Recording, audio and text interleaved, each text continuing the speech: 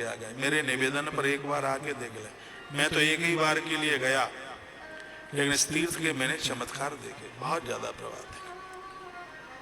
सागर के पास एक जगह प्रत्यक्ष हो रही और मैं सार्वजनिक मंच से कह रहा हूं तो बात कुछ विशेष होगी।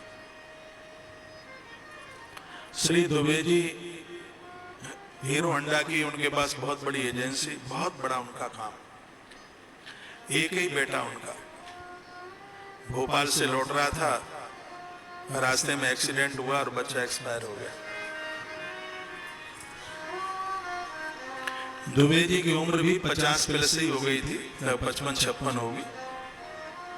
उनकी बड़ी बेटी 23 साल से भी ज्यादा की होगी। एक ही बेटा था और एक बेटी। बेटा एक्सीडेंट में खत्म हो गया। मैं गया जी के लिए जा रहा था, रास्ते में मुझे समाचार मिला, मैंने टेलीफोन पर बात करी, उसके बाद फिर मैं उनके यहाँ भी गया। एक ही बेटा, दुख तो सीमा के बाहर ही था, इतना दुख। एक बच्चा चाहिए, मैया ने भी ऑपरेशन करा रखा था, कोई सवाल ही नहीं उठता संतान के लिए। ये मैं श्री गया जी का चमत्कार मैं आपको बता रहा हूँ। दुबे जी का भागवत का पाठ मैंने खुद किया, पूरा पाठ। मुझे भी पता था कि माई ने ऑपरेशन कराया है, उम्र इतनी हो गई है, लेकिन मेरे अंदर का हनुमान बोल रहा था कि जो लड़का खत्म हुआ है इस माँ की कोख में यही लौट के आएगा। ये सत्य है, व्यासपीठ से बोला जा रहा है, इसमें झूठ नहीं है।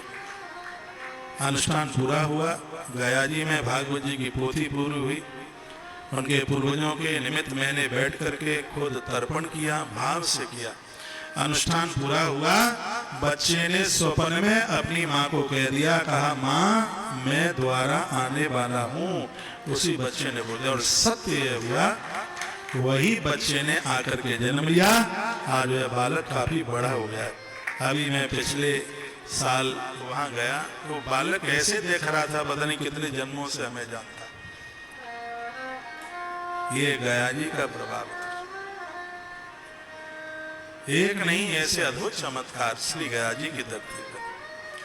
गया की यात्रा करने पर तो बच्चे माता पिता के ऋण से मुक्त हो जाते हैं। जो माता पिता सब कुछ देके गए, उनके लिए इतना तो कर लो, गया यात्रा कर लो।